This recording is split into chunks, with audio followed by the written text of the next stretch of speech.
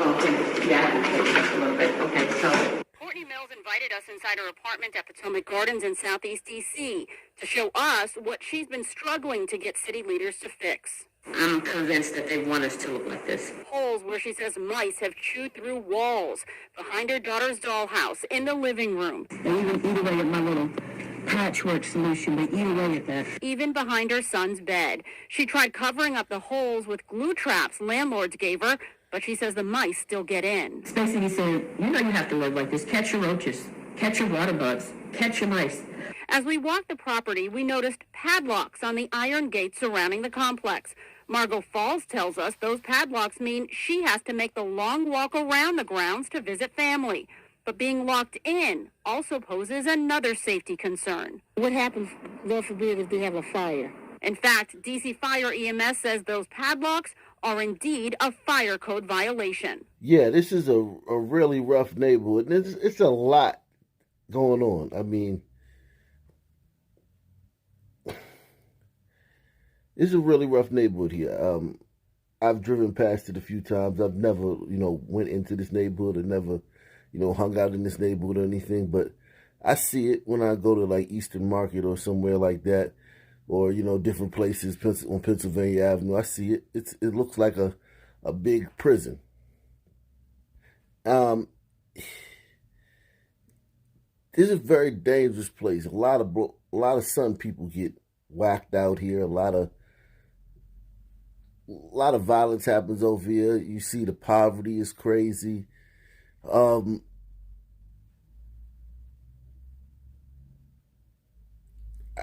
My only problem is the lack of ownership.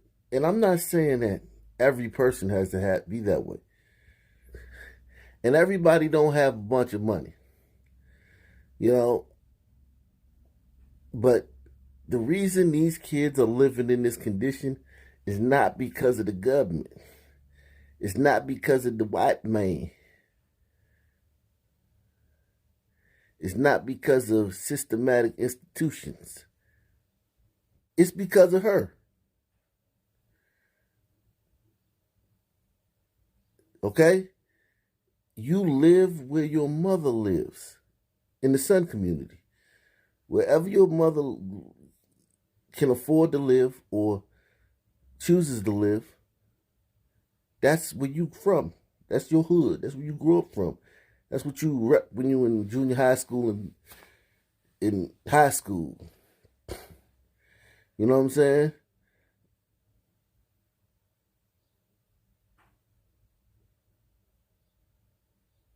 All this, whatever these kids are going through is because of this woman.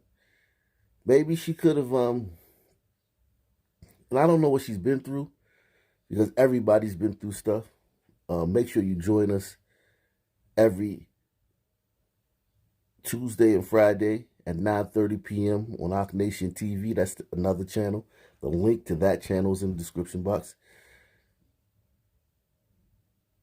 And we go all over the country. And you'll see this myth, this lie, bold-faced lie that all glacier gliders are just living this rosy life in America and skipping through daisies. And every Sun person has got the odds stacked against. It's just not true.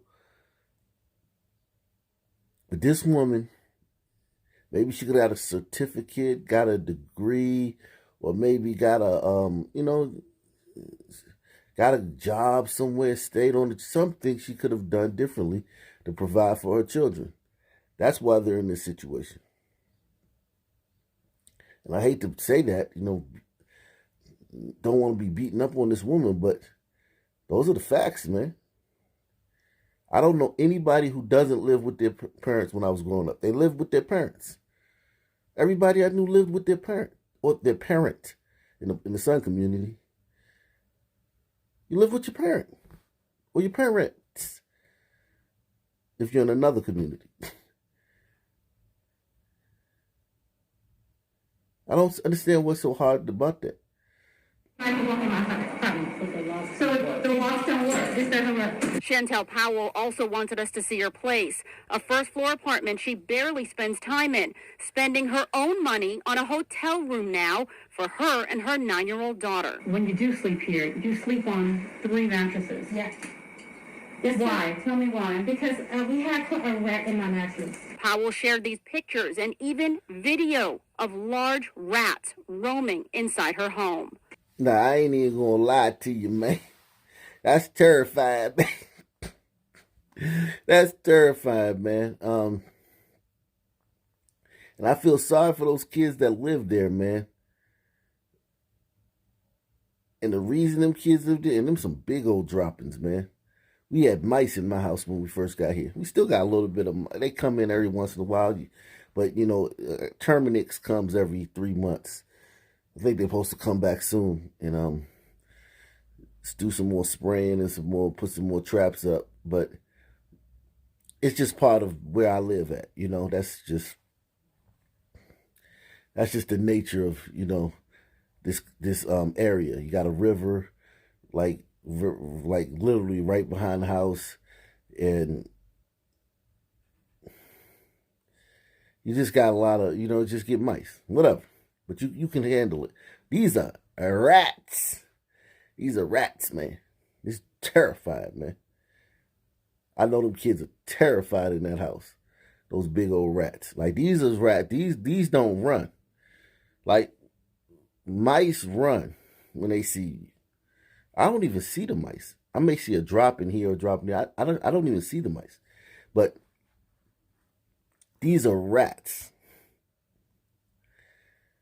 It's a whole nother ball game. They'll buck up on you. They'll stare you down. They'll see you and you know what I'm saying? They looking at you like, what? Is it a problem? All right, then. I thought so. Well, like, that's how they approach it.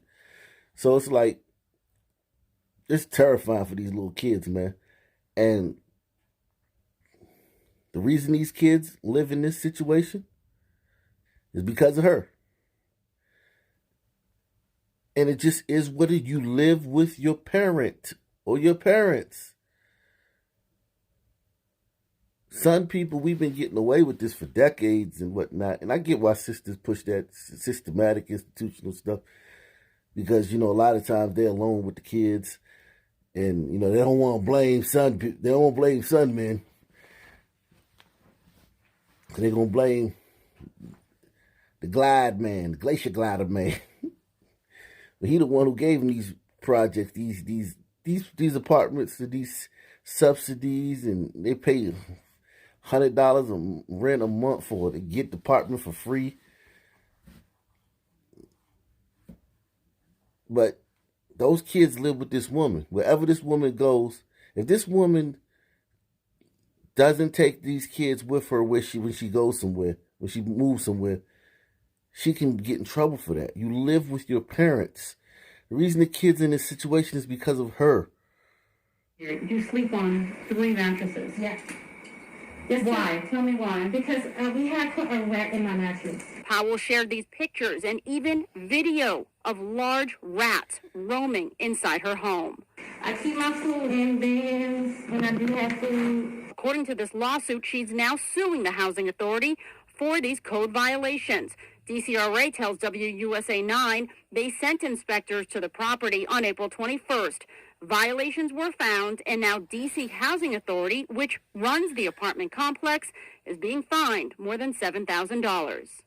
Something needs to be done. We're living in a crisis. We spoke to Tomasia Moore on the phone. She wrote this letter complaining of the conditions and handed it to the mayor at a news conference at the complex this past Monday. They are poverty hustlers. They're enriching themselves on our backs. I mean, what can you do about this, man? I mean, these people are living off of the government, and they've been doing it for decades, and there's really no way to fix it. You got so many problems in this city. I mean, the crime is out of control. And I know the first thing somebody say was, that's because they poor. No. No. Crime's out of control for different reasons. These people always been poor. These people always been living like that. The reason crime out of control is for a different reason. Wrote this letter complaining of the conditions and handed it to the mayor at a news conference at the complex this past Monday. They are poverty hustlers. They're enriching themselves on our backs, on our pain, on our misery. And it's not fair. It's inhumane. WUSA 9 reached out to several D.C. agencies. The Department of Energy and Environment said they are sending inspectors and contacted the D.C. Housing Authority so that both agencies can collaborate to address residents' concerns. D.C. Housing said it's their mission to provide safe and quality affordable housing. In fact, they tell us this property is undergoing a $3.7 million improvement. And we're just neglected in a completely underserved community. I challenge the mayor to come and take a deeper look at these problems. A $3.7 million improvement. I asked exactly what is being done right now, and they said the doors are being replaced, and we did see... They're replacing the doors, man. Listen, man, look.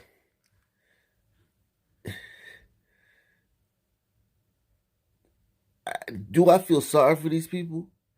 Hell yes. Like, I feel terrible for these people, man.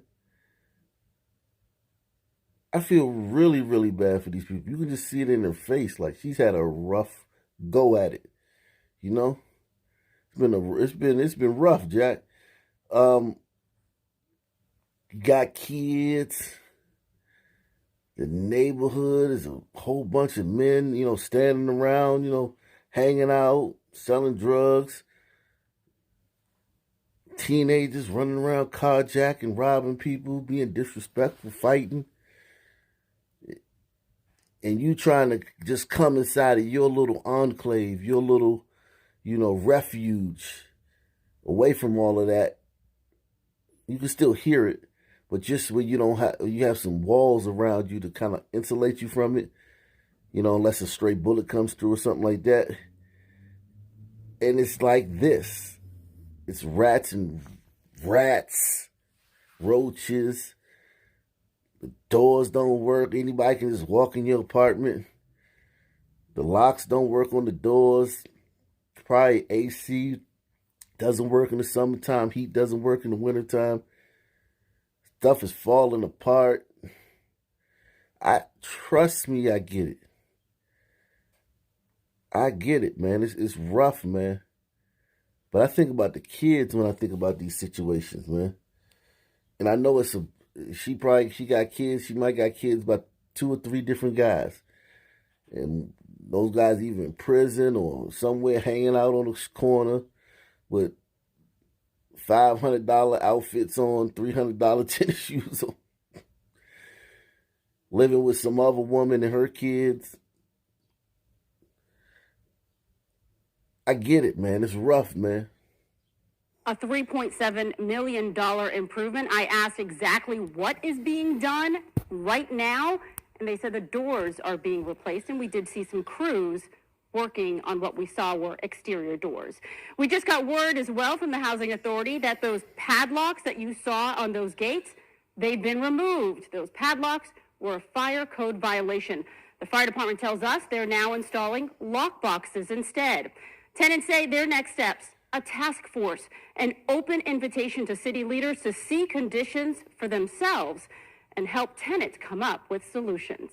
Leslie? Yeah, they really can't wait because that is not safe or quality. We can confirm that for sure.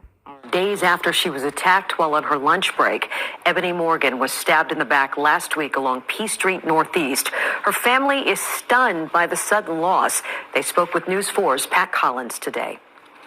Ebony Morgan was just 42 years old, and she had a number of skills.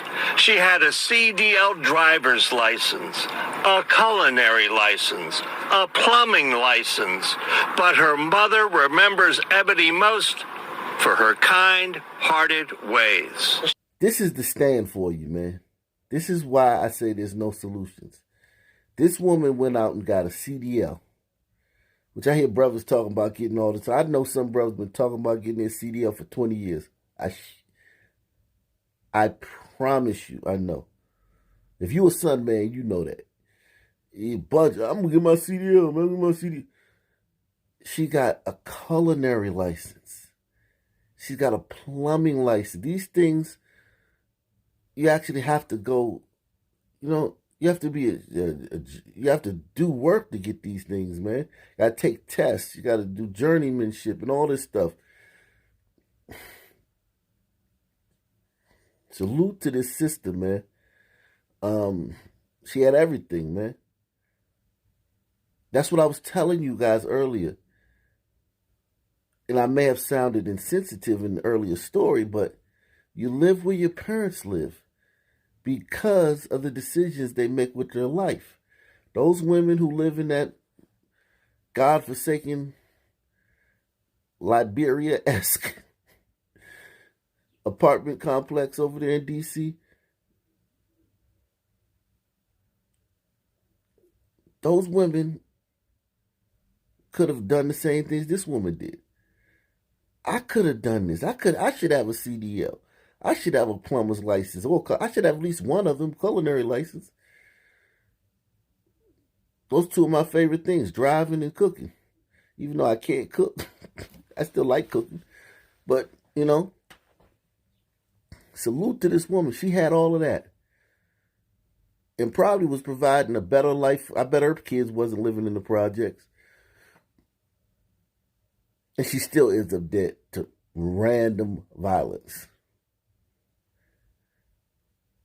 That's why I say it's no solution, man.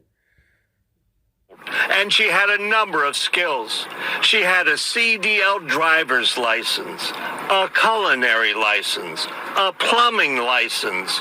But her mother remembers Ebony most for her kind-hearted ways. She was just an all-around, genuinely beautiful person. If you ever met her, you wouldn't forget her. And then for her to die this way. Very tragic, very heartbreaking. And it's just devastating to this family right now for her to go that way. It happened 1 week ago today. It happened at lunchtime outside the Full Yum Carryout at North Capitol and P Street. Now, this is a very rough area. It's not the roughest area in the world, but it's down the street from here is a very rougher area. And up the street is a rough area. And 2 blocks this way is a rough area. I mean, it's surrounded by a lot of rough hoods, as you would call them. But there's a lot of vagabonds and transients and, homies and just, wayward type guys that hang out in front of this carryout right here. Because I drive this way a lot. When I'm going, it's kind of like this is North Capitol Street. So this is one of the major thoroughfares in the city. It's, so when I'm coming from uptown down into the city, I take this way because it's very fast and gets you right down to the heart of the city. And I pass this a lot, man. I pass this area a lot. Now I know that Yums. It's a lot of it's like if you are hungry and you look over there, you like I ain't that hungry. You guaranteed to get asked for some change at least. And get some dirty looks going in there. And you won't feel uncomfortable if you're not from around there. It's just a vibe you're gonna get, a feeling. Today, it happened at lunchtime outside the Full Yum Carryout at North Capitol and P Street. Ebony Morgan was outside talking to some friends when she was stabbed in the back, literally stabbed in the back by another woman. Her family says her spinal cord was severed, but there was hope she'd survive. A couple days ago, they say, her heart gave out. Do you know how hard you got to stab somebody to sever their spinal cord? A woman would probably need a running start. And a big old knife, too.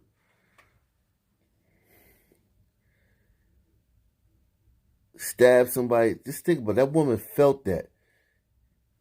And she just lost complete feeling. And then she's just laying there. around a bunch of Sun people.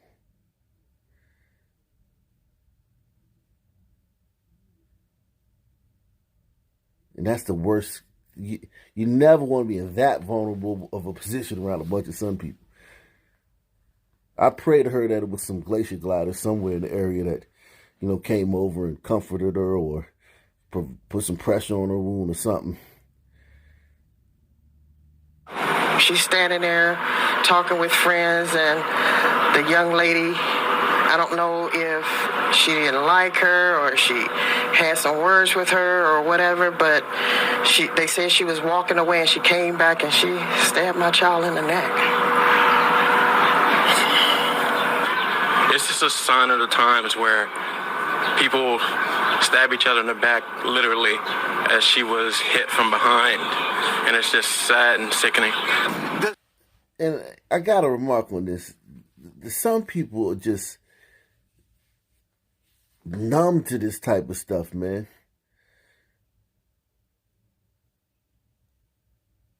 We're numb to this type of stuff. It's almost as if, like, they're describing, like, a cat fight in the alley behind their home, or like a woman walked up and severed your sister's spine in broad daylight. She's a young lady and all this. What? We're very and I guess this is a coping mechanism too. And just think about it, man. If you didn't, people cope. They're coping. They're living in a place where people are murdered every single day. There's at least a shooting, attempted murder, definitely an attempted murder every day. Just